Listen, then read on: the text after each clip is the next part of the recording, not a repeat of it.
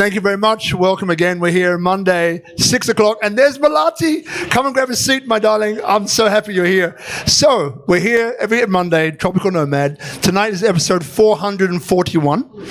We have a dear friend, Llana Anne Reece, who is the founder and director of ProEd.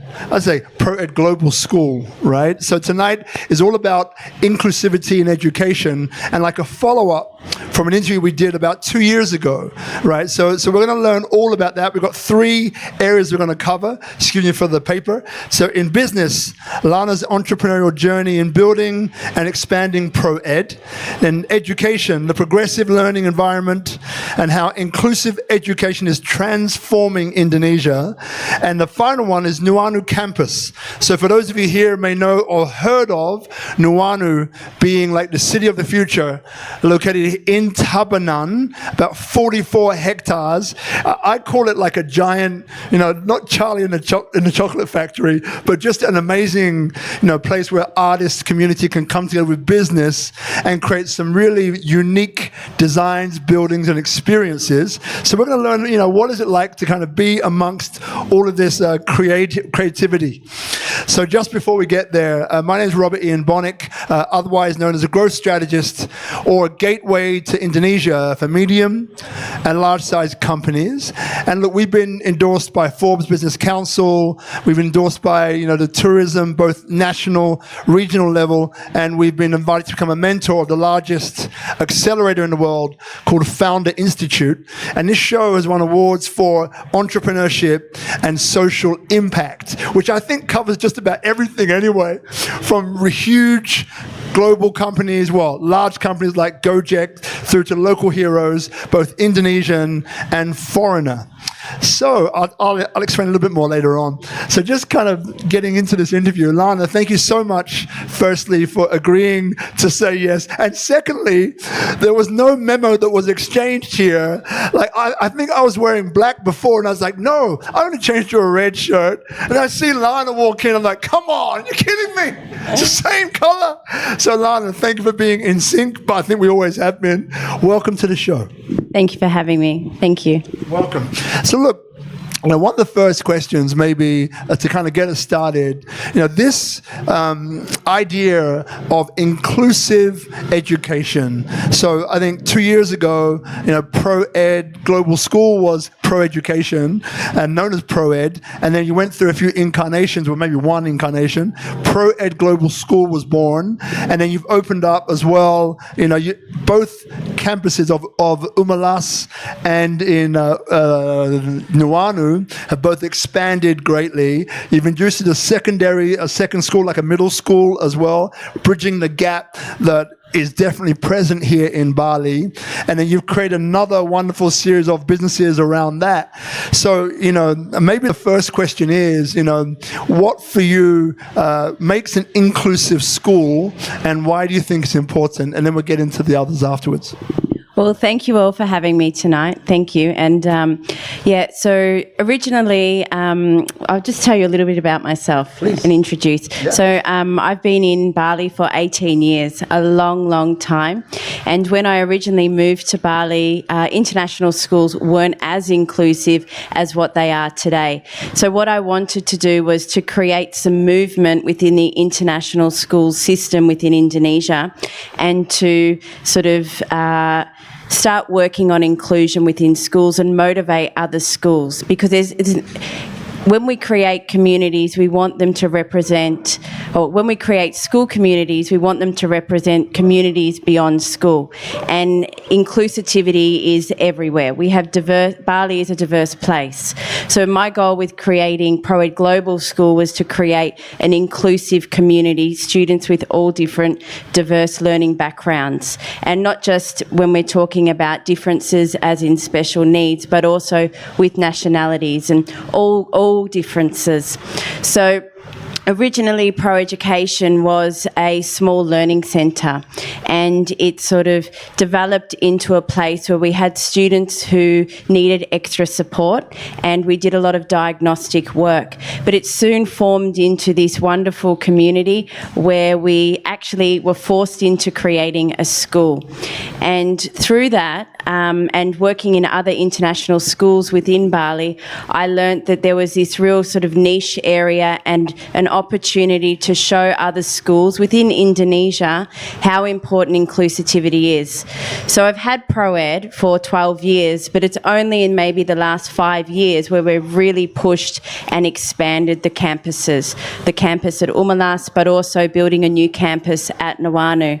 So inclusivity is a big part of my background. I'm a teacher, and in the classroom I'm always differentiating for all diversity of student needs. And it's really where the crux of my passion is in teaching. It's not teaching to the atypical learner, it's teaching to the diversity, and I call them superflexes, because if we have dyslexic profiles in classrooms, we've got students that have absolute weapons of problem-solving skills. If we've got students with ADD, their attention to detail once they focus on a task is just immense. So I have this real passion in creating understanding within a community that we've all got diversities, but all our diversities are very positive, and they're actually like wonderful gifts that we've got. So I originally started with the ProEd campus in Umalas, and we developed that into a school, and we have reception to grade 13. And we have a really large inclusive school within a school at the Umalas campus. We have a special needs school within the mainstream school. And this is where inclusion takes place. Students who may be non-verbal, okay, and they might be in the school and have quite, need a lot of support in their day just to maintain their daily tasks. But what it does is it builds this beautiful richness where our atypical learners learn that our community is diverse and there's cohesion and togetherness and support. So this is something I have a passion for, and I really want to share this with Indonesia and other schools within Indonesia to showcase that you can have such a diverse community all in one space and we can work together. We have some values at ProEd, and they are: we are kind, we are respectful, and we try our best. And within both our campuses, we really aim to work as a community to try our best and support our diverse learners. So, I don't know if I answered your question. Oh, well, you did what I expected, which is like over and above, right? Which is beautiful, right? So again, I mean, the beautiful thing about this is that we don't rehearse any of this, right? So it's a flow conversation, which means whatever comes up is supposed to come up, right? So the thing that you were just saying, people here in the audience, I think a lot of people here have been in Indonesia for a while. Some were born here, and the motto of the country, right? A nation of almost 300 million people, 700 plus cultures, 500 plus languages, the fourth most populous nation on the planet, the average age of around 27. So this is a hugely thriving, populous, and there's so much opportunity here. And the motto of the country being unity and diversity, and then you come in with an inclusive model, and you've explained that beautifully. Speaking to a friend earlier on, Professor Haidai, again, this is all about you and what your view is on it. And then one of the views that was brought in, which I think is quite interesting to kind of discuss, is, so inclusivity is one part, integration, which I think you've just mentioned, and then, how does it expand? How does it stand out? How does it serve the community? So if I asked you maybe that one, how do you think, that serves the community? What comes up for you? Oh gosh, so many words. I think what's one of the great things about the school that we have, particularly Umalas, because it is more inclusive.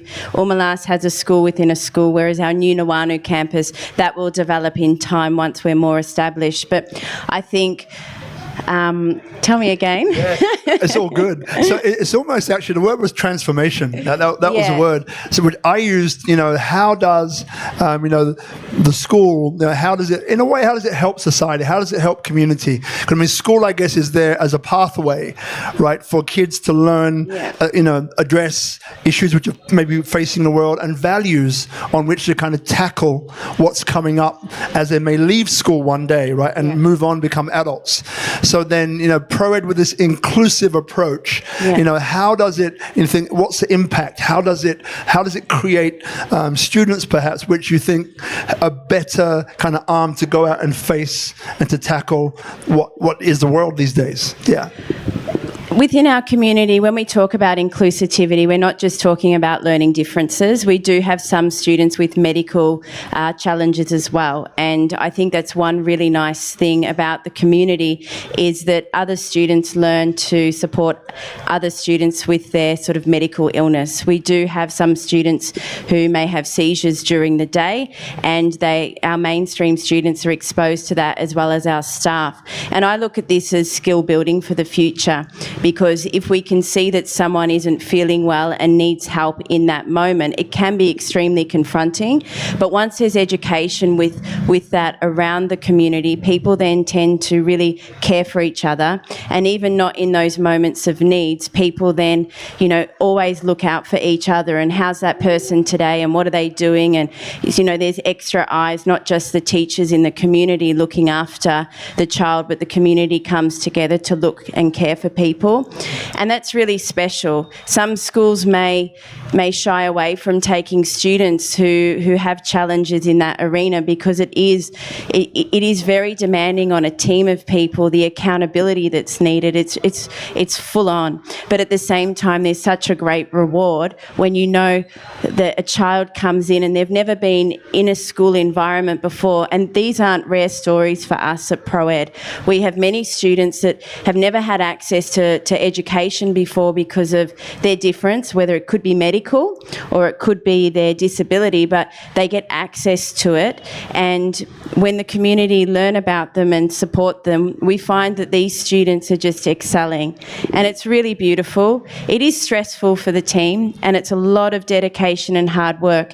And we do have a lot of teachers that a lot of people in the team that aren't teachers. We have medical professionals in the team, we have occupational therapists in the team, we have speech and language therapists. We have a whole range of people to care for the diverse needs of our students. And that's different to sort of the general international school that's developed within Indonesia. And that's what I want to also show, is that having integrated services into school can also really help the development of students. So I'm very lucky. It's a true gift. What we have going on at the school is just such a gift, and I'm thrilled. I'm really happy about it. Yeah, as you know, right, we love Indonesia, and so I keep threading things in. So there's a term like philosophy, gotong royong, right, which is the community coming together to solve a challenge facing the community, which I just love, right? So when I hear you speak about, the kids in the classroom being exposed to different things, and also kind of being in a position to learn about things that may be not normal for them, right? So again, and they're looking out for one another, as you mentioned. I think that's a great indication of gotong royong as well. So we had three aspects of this, right? So business, education, Nuanu campus. So let's go to the business side. So there may be people here watching, who I'm not watching over here too, that might be interested in, what does it take to create a school? I can tell now. I know what's coming. What does it take to create a school in Indonesia? Now, again, you've been at this for a while, right? And you're not from Indonesia. So I'm guessing that adds another layer of complexity to what can actually happen.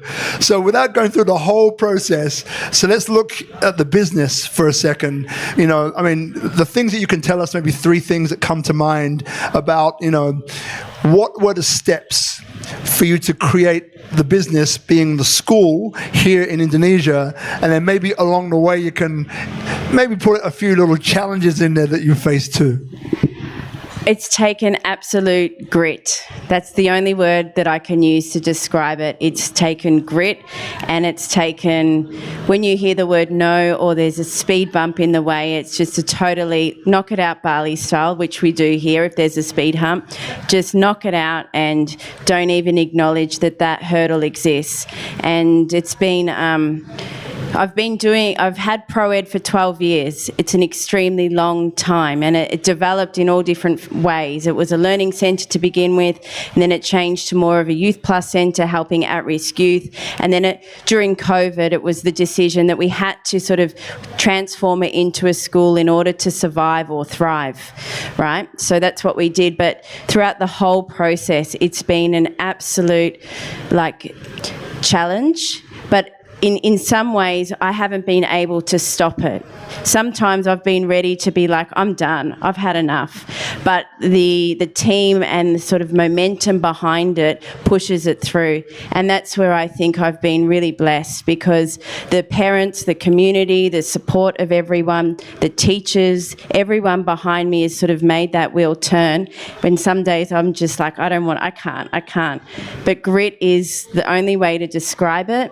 I've had a lot of wonderful people throughout the time that I've worked with that have believed in the vision and are a part of our mission, and are just, they can see the milestones that our students are achieving, and they come along with that for the ride. And, I explain, that it's a story, and we have so many people a part of the story. And I was actually having this conversation today with Perry, my head of school, at 4:00, and we were talking about there's different chapters to this story, and as long as we've got the right people on the bus plugging in and out of each chapter, it's going to continue to evolve and have an impact.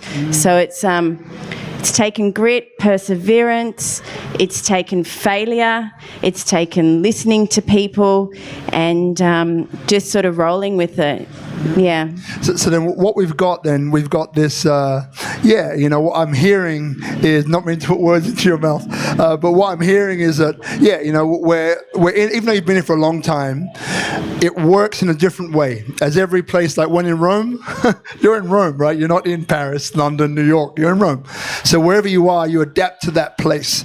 What I also hear is that having a team behind you of people which are aligned to the vision, right, is really powerful, because on those days where you just can't, you just, I want to stay in bed, there's someone else who's helping to drive it forward.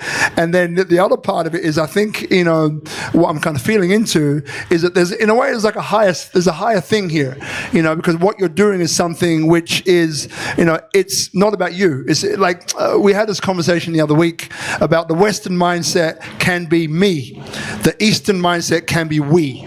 Yeah. Right? And if you come here with a Western mindset of me, it don't last that long.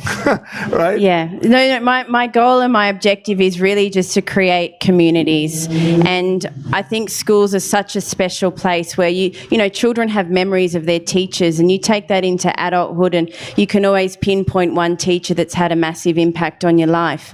And creating these communities where people feel safe, and there's parents, and everyone is together. And I think particularly, with our Nuanu campus, for example, it's a year and a month or 2 months old.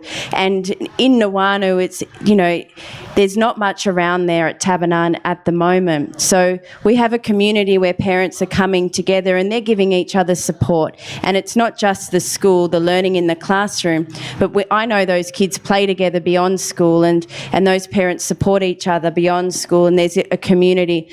So I'm not doing this, for me as such. I actually can't stop the force behind me. A few times, I'm ready to, but what's happening is now these communities are sort of lifting it up themselves, and that's just such a beautiful thing to be a part of and see and experience. And you walk in and there's energy, and you can't see it as such, but there's such positivity, and you walk in and, you can see it because the kids are happy, but it's different than a business that's more sort of retail based, and transactional.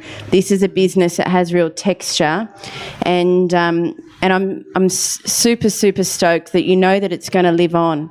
With or without me, if it exists for 20 years, you're going to have a massive impact on hundreds or thousands of students of life. And that's why I think the values of the school have to be deeply embedded, because you've got to make sure that the values are set And as you have leadership change or teachers change, if you've got that aligned vision, you know that that community is going to be well set up for success.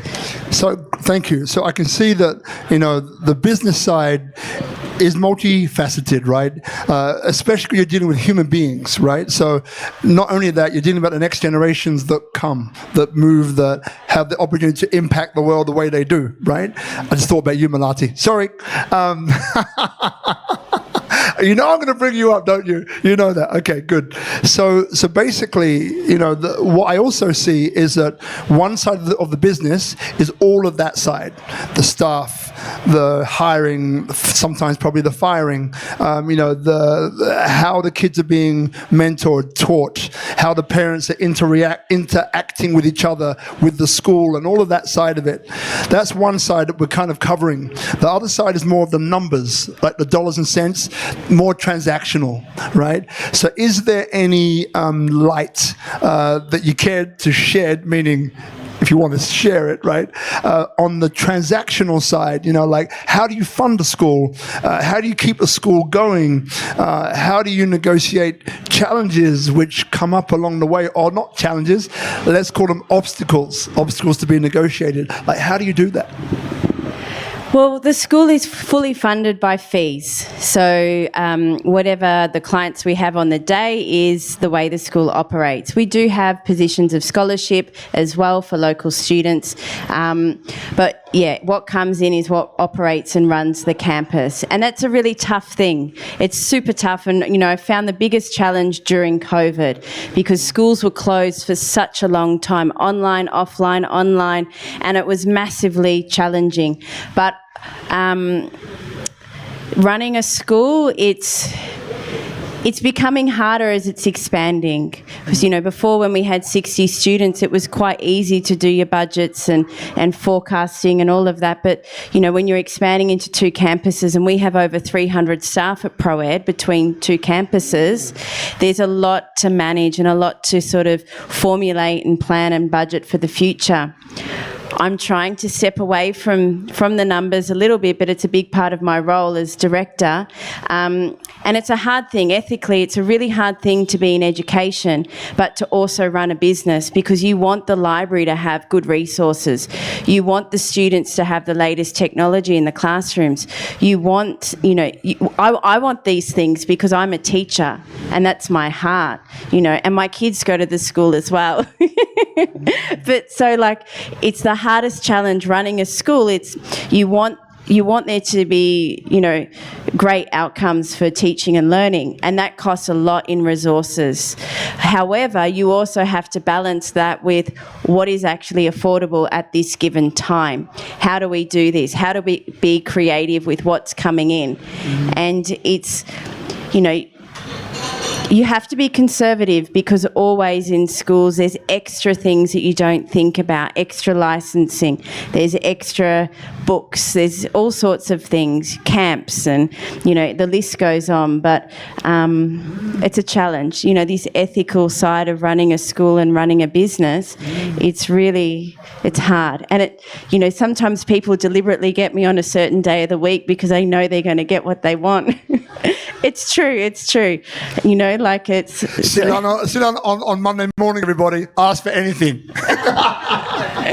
that you won't get. That makes me smile. So just maybe the last question on the business side is, all right. So if you could go back, right, to Llana, 20 years ago, right, and you kind of had this idea that Llana was going to do ProEd global schools, right, and you've got this set of values that you have now, maybe had then, partly or not. So if you're looking forward, knowing what you're about to face, right, would there be any other values that you would have doubled down on or imported, like a matrix, stick into the back of your head, I need this, and this, bring it in over here? Is there any values that you would have imported in this way, kind of those people out there maybe looking to do the same thing, also get an insight into kind of the values that are important to be able to do what you've done and what you do each day? It's a huge question. Look, I think for me the hardest thing has been letting go. So I was the head of school for a long time at the Umalas campus, and I'm a classroom teacher. And because the business organically grew, and I just grew into these leadership roles, but I didn't have the experience per se in other international schools in that role in leadership. You do your best, and you sort of go through the motions, and you go up the ranks, and you continue to develop, because that's what the community wants and is sort of the force behind you driving it. But I think what I would do differently, and I've seen a big difference in the last 2 years, is when I've incorporated a different type of leadership. And having that leadership means that you're getting... So teaching's a wonderful career in that, if I've got 20 years in the classroom and you've got 20 years in the classroom, and we've all got this sort of linear, this history of teaching, when we come together, that knowledge is really powerful because we've seen all different types of learning profiles together. And so I think what I would do differently is I would have put my leadership team in charge of the decisions a lot earlier as opposed to myself. But when you're the founder and you're managing the books and the business and trying to just stabilise through earthquakes, because we've had them, volcanoes in Bali, we've had them, and then we've had COVID as well. I sort of held everything as close as possible to maintain that consistency and that real stability for the business. But I think what I would do now is actually go out and get a lot more coaching, a lot more business advice, and bring in leadership earlier so that change happens throughout the beginning process and not later, because later, when you're trying to undo procedures or SOPs or things that are in place, it's so much harder to undo that. And teachers, we're a funny blood group, I call it. We're a particular type of person that once we have something set in a certain way, change is difficult. Or for some. For me, it is. So I would definitely get my leadership team in earlier, get some business coaching earlier. I would do a lot more travelling and viewing of other international schools, because I've started to do that the last few years. And once doing that, going to different schools, seeing schools that have the same sort of setup as mine, schools within schools, and the inclusivity aspect, and looking at how they do things, it actually gives you so much more motivation, and then coming back and trying to implement that, or then forging a new friendship with someone in another place, you can then call them up and sort of bounce off each other. Because when you're the sole sort of principal and business owner, it's not lonely, but there's a lot in your backpack that you have to sort of carry around. So I think I would spread the load between a few backpacks and get the wealth of knowledge of a group of people together. Powerful answer. So I'm going to do something now just to make sure you're all with us. So can everybody just put their right hand up in the air? Everybody, just put your right hand up. Higher, higher, higher, higher, higher. All right. Good. Just checking. You can put your hand down now. Right. We're going to have questions in a minute. So you just raise your hand, right? And the microphone, I was checking that your hands work. Clearly they work, right? So that there can't be no questions from this group, but your hands work. I know you have questions. So shortly, right, we're going to come to a few questions. So just think about what that question might be. So for you, Sister Llana, so think about sustainability, right? That's the next question that's going to come. Before we get there, so there's a great guy who was on the show a little while ago. Name is Renat Huberger. I brought him up a few weeks ago. Swiss born. We have a digital nomad over here. He was a digital nomad, right? Now check this one out.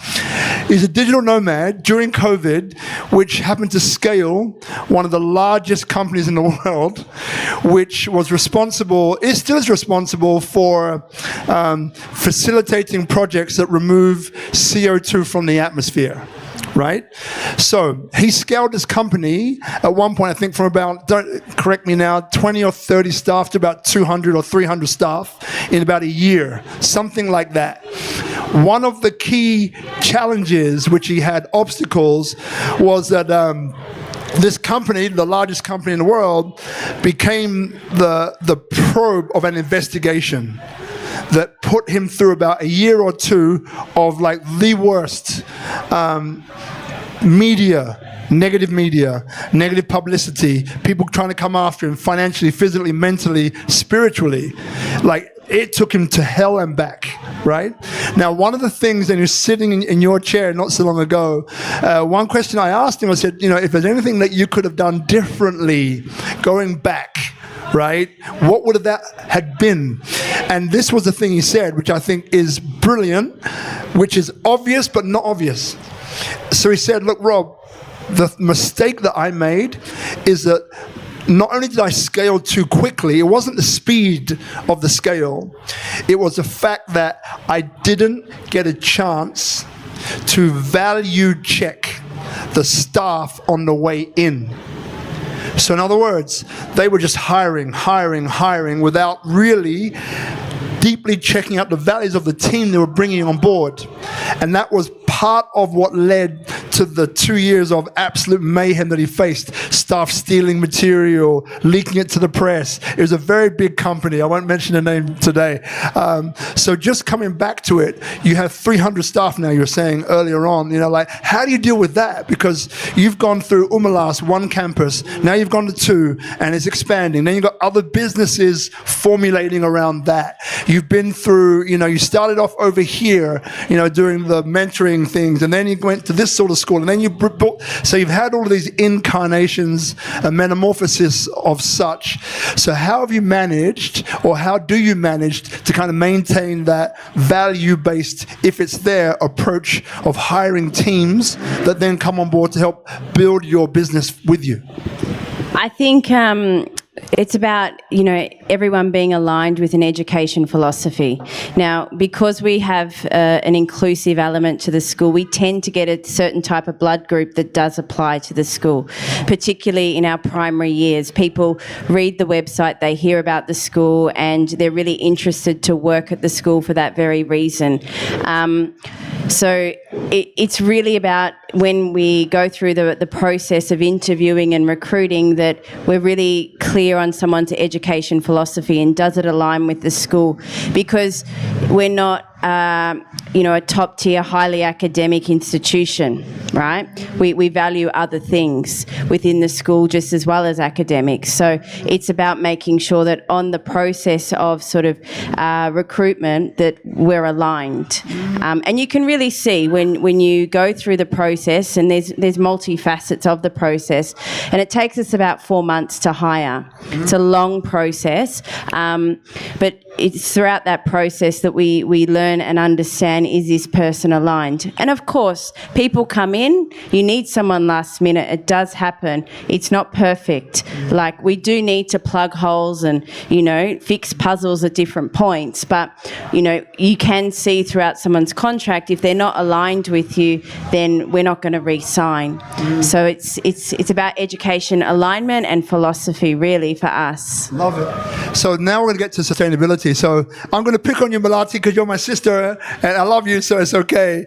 So in the room we have a lady called Malati Wason. So Malati and her sister Isabel, they were in Bali, bye-bye plastic bags. Anyone remember bye-bye plastic bags? Raise your hand. Yep, there's a few here. Good. An incredible movement that was started by 2 fiery young women who are just killing the game, right? So that's Malati. But then after that, and she was sitting in your chair, we need to do another one, not so long ago. But then she created a movement, let's call it a movement, called Youthtopia. So Youthtopia is a movement which I see as an enabler, right? As how can we, create an opportunity, a personalized pathway for other young people to become change makers just like her, or even go even further. So you're talking about a lady, she's spoken on the UN, name it, in Europe, I love the photo of you and Obama, another great, incredible person we highly appreciate in the world. So now, part of what she part of her roots, was the environment, right? Was sustainability, and obviously much, much more. So then when we look at, and again, it's a bit like this, like when you travel around the world, right? I haven't traveled much, a little bit. What I realized, someone told me this years ago, was that, nowhere has everything, but everywhere has something. right? So nowhere has everything, but everywhere has something. So when I look at a school, I apply the same rationale, right? No school can be everything, but every school can maybe be known for something, right? So when we look at sustainability, we look at the future technology-wise, maybe AI and things like this. How do you, as a school, negotiate this sort of area, which is kind of forming, it's not finished, it's going at the rate of knots, some of it. So how do you try to plan for the future like that? Well, sustainability or the future? Let's go sustainability first. Okay. So, if you go to our Nuanu campus, you can see how we're really trying to make an impact with sustainability. And we've just started to really try and build that into our Umalas campus with the materials that we're using to build our classrooms and schools with. So the Nuanu campus is fully made out of either bamboo or out of tents. So obviously, because it's not bricks and mortar as such, they're a lot less they're more sustainable as a product. And hopefully that can motivate and re-educate students on ways that we can build in a sustainable manner for the future. And Bali is blessed with some incredible bamboo structures and all different types of ways to build. But we've used Escape Nomad, a company, to build the school and to showcase with students that we don't use plastics within the classrooms, we use natural fibres within the classrooms, and we've got these tent structures that are really industrial. So they're really tough and they'll last 20 years and they're very, very well insulated and cool and comfortable for our students, but the impact on the environment isn't as great. And if any of you know about Nuanu, there's a lot of regeneration and projects out there to support the environment. There's projects on regenerating a certain type of butterfly species, and there's all these different initiatives the nature team has at Nuanu. So us being in Nuanu means that we want our students to have a more earthy experience. We still want academics and inclusion, but we want students to understand different ways that we can build and live, okay, and be more conscious about the products that we choose to build as structures and the impact that has on the environment. But then because we're in Nuanu, we have access to these beautiful walking tracks in nature right next to the beach, and the art installation on these walking tracks is epic. You wouldn't know that they're there, honestly, but we have these teams in the Nuanu establishment that also work with the school. Now, when we built the Nuanu school, Rochelle and I, we built the primary school first, and then we built the middle school, which we just opened about a month ago. And in that whole process, one of the great things that Nuanu did was they were really strict on how we made an impact on the environment as we built. We weren't, we were fined if we wanted to relocate and move a tree. So throughout the whole process of building a school that's about 140 ara, it's a very large school, we only moved one tree because of that fine. And we've actually built in this tree of knowledge, and we've got these central points within the campus where we pay tribute to the environment, and we want students to learn the story that we actually built around all of the natural vegetation that existed. We didn't come in and just flatten the land and then build these concrete structures that we see so often now in Bali. So we want these stories to be a part of the teachings, that we need to work with nature, we need to respect it, but we also need to, if we decide to pack up, when we pack up, the impact on the land is as reduced as possible. We've also at our Umalas campus, we've got another product called Block Solutions, and we've just built our music room out of it, which is amazing. I don't know if you know Block Solutions, and it's not a plug for them, but it's you can plug away, it's okay. They do incredible stuff. I just believe in the product so much. In Lombok, 19 local schools have been built out of these products, or they're bricks, and they're so rubbish is collected, they're melted down into a sustainable block, like a Lego block, and they build schools. So after the earthquakes in Lombok, all these schools were built, and all these students in the local villages are being re-educated about the process of how we can recycle and the impact that can have. And the beautiful thing is if children are a part of this process, it goes on to the next generation. It's, if learning can be a part of this, there's so much texture within it. So at Umalas, we've built our new music room, and part of our nest, our basketball court, we call the nest. There it is there. So some of the walls in the nest are built out of this product, and we have QR codes on these things that kids can scan so that they can learn the story, because the stories is what is impactful. It's what we remember when the students leave the school. So sustainability-wise, we're trying our best through structures to bring them into the buildings and have them a part of storytelling. We're also really trying to use and work towards more sustainable cleaning products and different things like this within the school, because they do also have an impact on students, So it's not our focus. It's not who we are at ProEd Global School. And it's definitely not my background, but I've got some people pushing me from behind, pushing that wheel behind me, Rochelle. The team strikes again. But there's these people behind me that are really trying to navigate and get us down that journey, because it is such an important aspect for the future for our students. Yeah. Love it. Questions will come. I think I said or protests. I think I said 5 minutes about 10 minutes ago. It's a long 5 minutes, people. It's okay. It's coming. Right. So listen to the last bit before your questions. Probably, possibly. All right. I'm sorry, my brother. Do you mind standing up? Yeah. Yeah. So this is Professor Haidai. Okay. Thank you, my brother. Please grab a seat. Yeah. You recognize a few. There you go. So part of the work, please grab a seat, my brother, that Professor Haidai is doing is he's working with the highest kingdoms in Bali. Okay, to ensure, and he'll probably say it a different way, which is probably the correct way, but yeah, ensuring, that Bali's living culture remains just that, right? On multiple levels, on multidisciplinary levels. He loves that word. I'm still trying to figure out what it means. But he's doing some incredible work, right?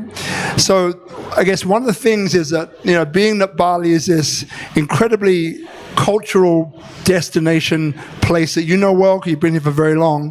For those of you who don't, Bali is one of the only living cultures left in the world, right? And obviously right now there's a more, I think, consciousness, awareness kind of coming around the actions that we take, especially as guests, right? My wife is Indonesian. I still consider myself a guest. You're not a guest. You're Indonesian. But the point I'm trying to make is that, this connection with the land, this Tri Hita Karana, the connection human to God, customs, culture, connection to the environment, regenerative systems, policies, practices, and human to human prosperity, this whole three roads to prosperity, happiness, right, which you can apply to anything and everything, I think is so important. And our kids go to the school, and I noticed that during these holidays, the kids dress up, the kids are learning about the culture that surrounds them, where they sit. So it's not a place of, hey, we move our city from wherever we are to here, and we do what we did back home. No, it's like saying, well, you're here, learn about what's around you. Learn about Tri Hita Karana, for example. And this is, I think, is a beautiful thing. So then the question, when I ask you, how important do you see, for the kids to come out of going through the whole pro-education system, of being aware of what's around them? You've answered part of that. One tree during 140 acres. Great job, right? You noticed about, to take this school down, that the exit plan, which most people do not think about, right? You can create with minimal impact to the environment.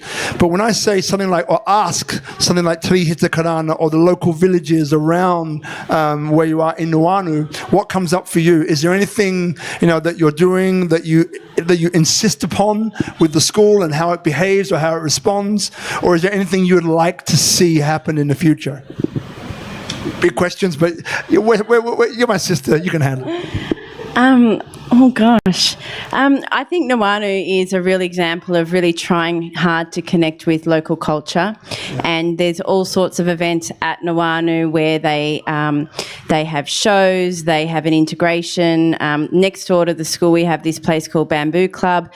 Students come into the Bamboo Club Centre, and there's all sorts of sort of art and craft activities that they do, which is all sort of provided for the local area of Pantanyeni. So the students are bussed in from the local villages every day, and there are workshops that they continue on that's, you know, art and culture workshops. And what I really like about that is that through Nuanu, there's a social fund, and different businesses create, sort of donate to the social fund, and then that social fund supports local community and culture and art. And in the Bamboo Club next door, these students get increased opportunities to participate in sort of local rituals, and they've got a meeting place. So it's not just that Nuanu's come in and we've built Luna Beach Club and we've got Pro-Ed Global School there, and, you know, these sort of businesses that do sort of have a profit turnover come in and just use the space. But there's also spaces provided that is for local communities, and really trying to make sure that that culture's not stamped out. And also, you know, yeah, so there's some really lovely things that are coming in. And I think that, you know, this is beautiful. Also in Nuanu, it's 44 hectares, and we're only building on about 35% of that land. And I think that's really unique, because we can see in this development of Bali, everywhere you turn at the moment, you can hear an axle grinder, someone cutting a tile, you can feel the dust when you're on the motorbike at the moment. This development exists everywhere. So this really consciousness about sort of only building on a percentage of the land is something I think that helps that triangle that you're explaining. It helps that live on. And I'm happy and really grateful to be a part of it, and having one of my schools there. It's the environment there is, you know, my kids are at the Umalas campus, and I'm desperate to move them to the Nuanu campus, because I think it offers so many beautiful things. Yeah. Love it. The question. So, Brother Guzman, so just raise your hand. I know your hand works, by the way, because you did it before. So we have a question here, there, wonderful, right? So remember, yeah, you know the story. With these microphones, just make sure you hold them close to your mouth, not... Llana, first question, where are you from? I'm from Melbourne, Australia. Okay. Yes. Yeah. So, and what makes a difference doing a school in Bali now? What is the difference between a school in Melbourne and this school what you made in Bali? Well, I think there's a lot more flow and flexibility and creativity, because if you think about developing a school in, say, Melbourne, it might take 5 years of planning before you can actually break ground and launch. Whereas I've sort of built two schools in 5 years, pretty much. But what it also does, it creates momentum, and there's sort of a little bit more creativity around it when you're in that process of design. So, yeah, I think they're the differences. I think as well, compliance is a very different thing. Compliance with speed as well is different. Of course, you want to build the safest place possible, but there's different regulations between, say, Melbourne and Bali. And perhaps in Melbourne, you might not have a primary school and then a high school and a special needs school all based in one campus. You might have different sort of locations. Whereas here, traditionally, international schools, reception through to the end of senior school. Yeah. Thank you, brother. So we have a question over here with our Indian brother. Welcome. From, you know, I think you might be, yeah, you're the one who's come the furthest tonight. Some came from Umalas, you came from India. This is good. Thank you. My question is related to my experience with schools. I left the army to... A little bit closer to you, my brother. Thank you. I left the army, a lucrative career in the army, to join the education world because I was a chairman of an army school and I fell in love with children. Now, my question to you is that as a school director, from your perspective, which are the leadership qualities that you find are critical for your teachers and your administrators, which would enable you to acquire a very adaptive and futuristic learning environment? And how do you train your teachers and your staff to do that? So communication is just the most important thing within a school community, and it's not through communication, being on your keyboard. It's communication in these sort of informal conversations we have, because we might be just having a conversation about a student, and then all of a sudden it turns into someone else joining, and then all of a sudden we have a group in the staff room talking about a child that we may think need extra support. So for me in my schools, what I really encourage is less of this and more communication and sort of being together as a community to really sort of, just to build layers to things. Yeah. Thank you. Thank you. Thank you very much. Any other questions? See any hands? I really wanted to know that you only talked of communication. I said, what are the for your entire team to be able to take a leap forward in the current environment? Yeah. What are the? There could be a little more, like not just one. Yeah. But So, which are the critical leadership qualities that you consider are important? well, I think it's about diversity of leadership. So our leadership team between both schools are very diverse. Communication is one of my strong skills. Creativity, the entrepreneurship side, for me is where I really thrive. But one of my principles is very very analytical, and then I've got another principal who's very he's got really good structure and he's had a wealth of experience in many places. So it's about the diversity. For me, it's about making sure we all complement each other and have different experiences, and we're we know that we're a team. We're not competing together. We're just sort of here to help the process evolve. So we probably, in my company, we have an overkill of people in leadership, and that's because we're such a young place. And I really want to make sure that, we've got lots of different people sort of building it together. So, yeah, diversity for me is the key in leadership, but also once you have that aligned education philosophy, you know sort of the track that you're working on together. So that diversity is not interfered by, speed humps. We know the goals that we're all working towards, but that diversity adds sort of the experience, that bucket of wealth of knowledge together. Yeah. So the teamwork adds to the list. Yes, and hard work, long hours, and a really strong work ethic. So maybe time management, maybe discipline. Yes. Yeah. Thank you very much for the question, brother. So we're going to move the microphone just across here to Professor Haidai. Just mind your cup and your feet. Yeah, there you go. Wonderful. All right. How you doing? Good. Okay, good. Transformation, and go back to transformation, because inclusivity is about transformation. That's the only reason. Otherwise, it's some form of branding. So he asked this question, but you didn't really answer it. So I'm going to go back to it. Maybe even start out with from a personal. What would it take? What would the transformation be for you, for the school to change? And then the second part would be, what would the transformation be for the school for it to be where it needs to be, or where you want it to be? I hope I answer it. We only have easy questions here. I think where I want it to go is to be a place that's really, truly inclusive, where the students that come in, we can meet their needs. And if we can't, there's real honesty around that.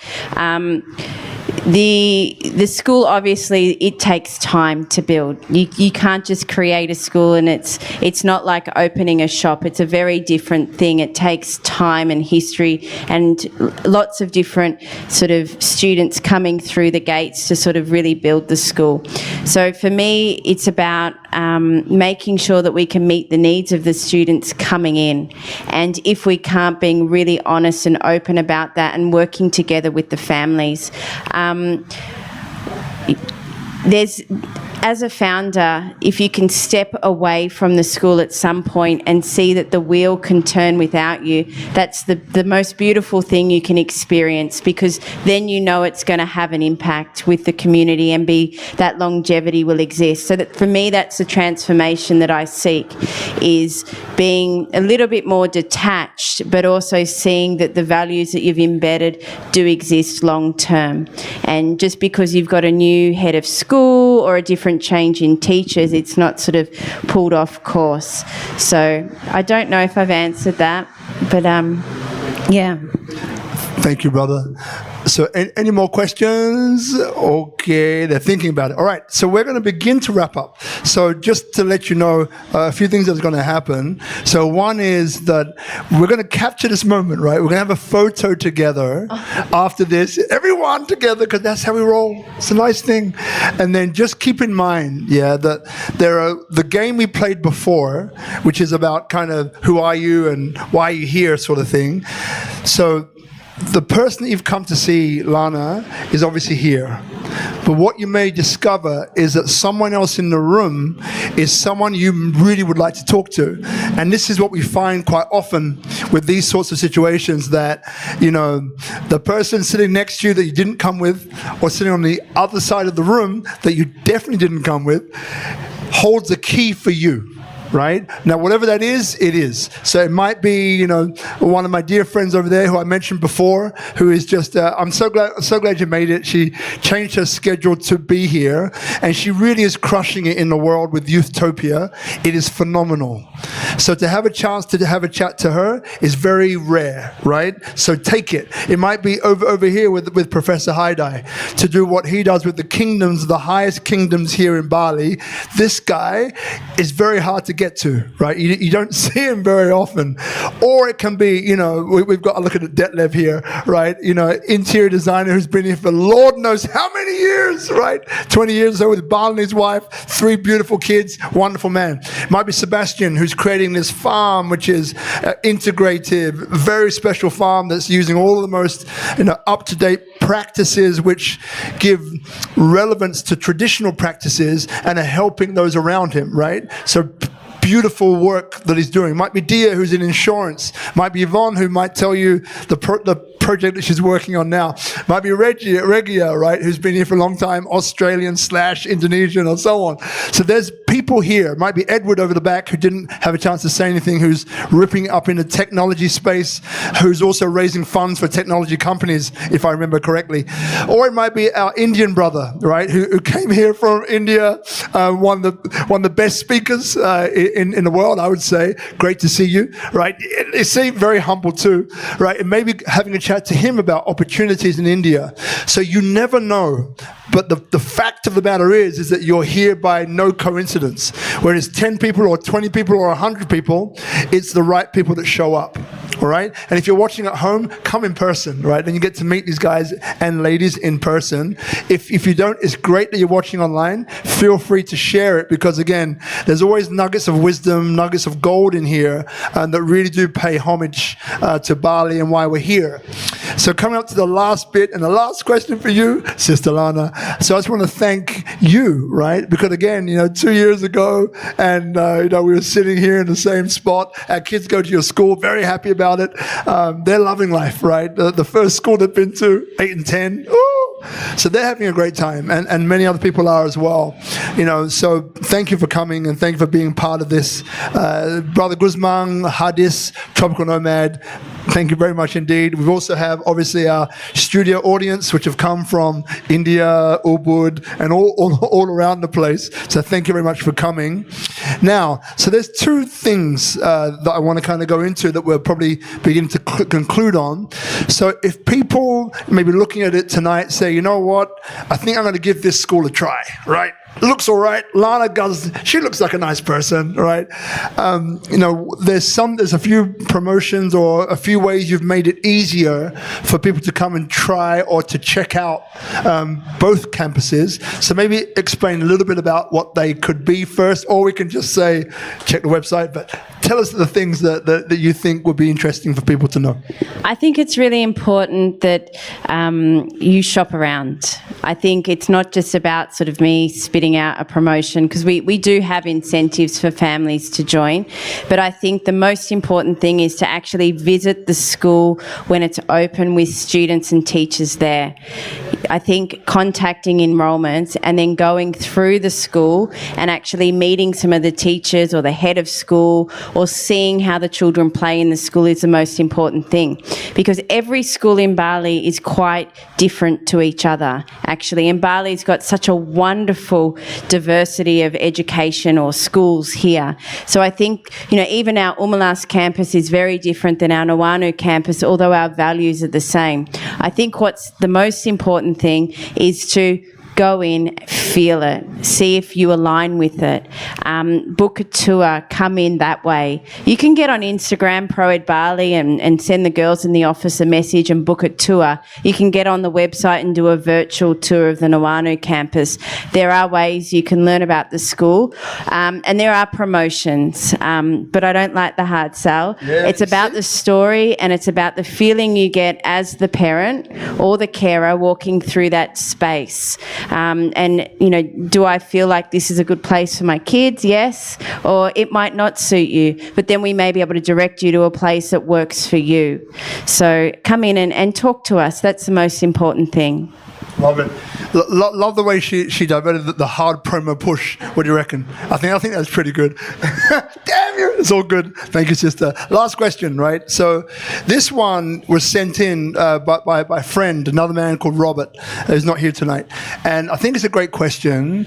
And if I remember, which is fairly often, right? I think it's a really great question to ask people, because this show is about entrepreneurship and social impact, right? And it doesn't mean that both have to come together on the same episode, but quite often they kind of follow hand in hand, right? So this last question is, I think it's a great question, and love to get your insight on it, right? So it goes a bit like this, right? So to date, what is the impact or contribution to society, look at her face, society, environment, or Indonesia that you've made or hope to make? So I'll just repeat the question. So to date, what is the impact or contribution to society, the environment, or Indonesia that, let's say, ProEd has made or hopes to make?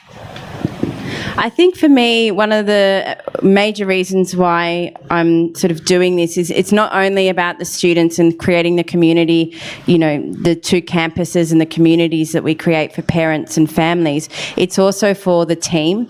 With inclusion, we hire a lot of national staff that are upskilled and trained, things like autism or things like ADHD, and, you do have that responsibility that if you are a foreigner here, you are having an impact in some way.